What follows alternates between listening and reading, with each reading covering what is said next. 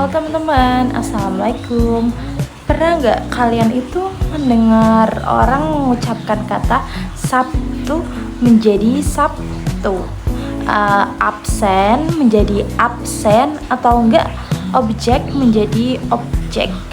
Mungkin pengucapan tersebut itu terdengar biasa saja dikarenakan kita itu sering menjumpai dalam kehidupan sehari-hari.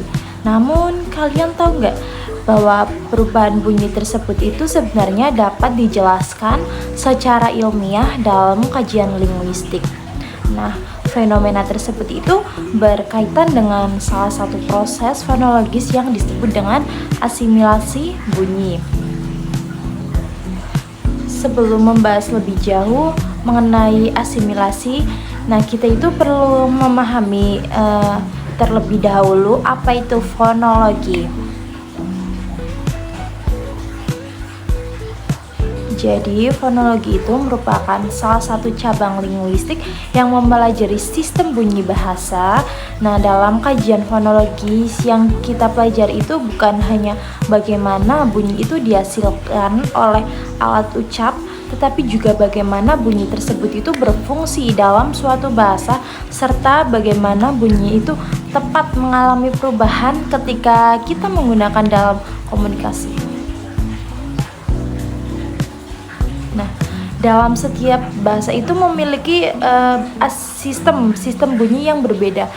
Nah, tapi dalam bahasa Indonesia itu misalnya terdapat bunyi vokal dan konsonan yang tersusun menurut aturan tertentu itu sehingga membentuk kata yang memiliki makna.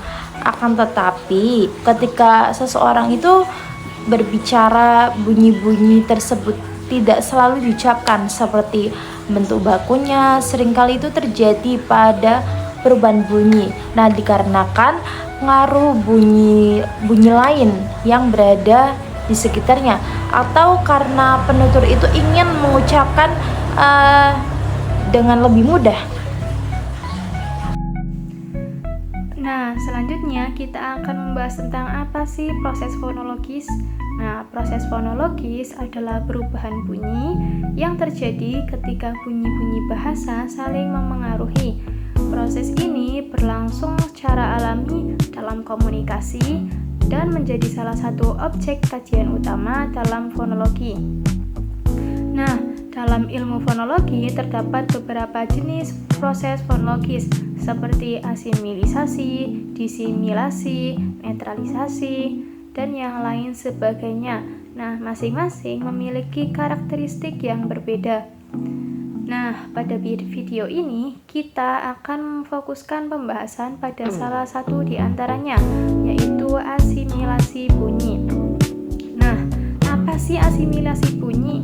Asimilasi bunyi adalah proses perubahan suatu bunyi karena dipengaruhi oleh bunyi lain yang letaknya itu berdekatan.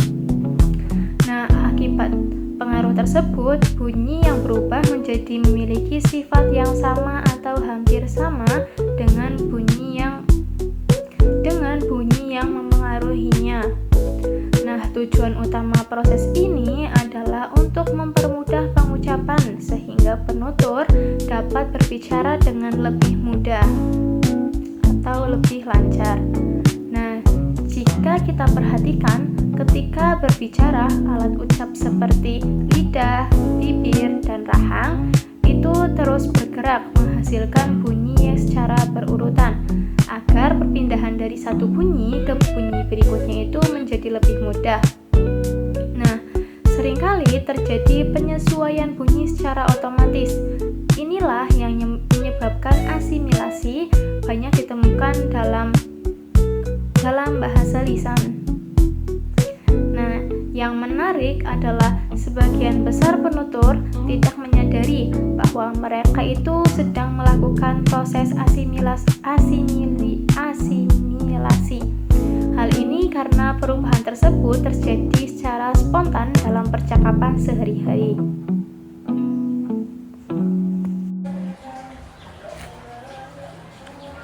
Berdasarkan arah pengaruhnya, asimilasi itu dibedakan menjadi dua jenis. Jenis pertama itu ada asimilasi progresif. Nah, asimilasi progresif itu terjadi ketika bunyi itu berada di depan.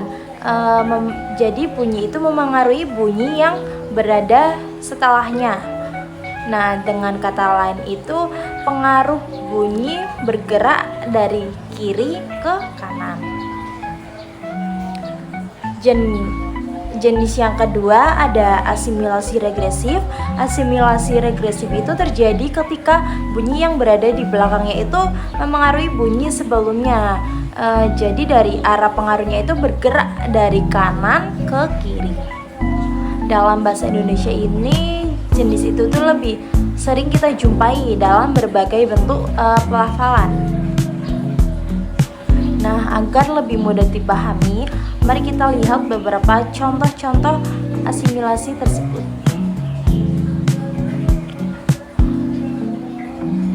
Contoh yang pertama itu kata Sabtu. Nah, dalam bentuk baku itu kata ini tuh sering diucapkan menjadi Sabtu. Namun di dalam percakapan sehari-hari itu banyak orang mengucapkan kata itu menjadi Sabtu. Nah, perubahan ini tuh menunjukkan bahwa adanya penyesuaian bunyi sehingga kata tersebut itu tuh terasa lebih ringan ketika diucapkan. Contoh yang kedua ada kata absen. Bentuk bakunya itu absen, tetapi dalam komunikasi sehari-hari itu sering terdengar menjadi kata absen. Nah, perubahan pengucapan ini juga merupakan bentuk penyesuaian bunyi yang terjadi secara alami dengan tuturan. Contoh yang ketiga itu ada kata objek. Nah, dalam bentuk bakunya itu diucapkan objek, tetapi seringkali terdengar menjadi objek. Nah, tujuannya itu sama, yaitu membuat proses pengucapan itu menjadi lebih mudah.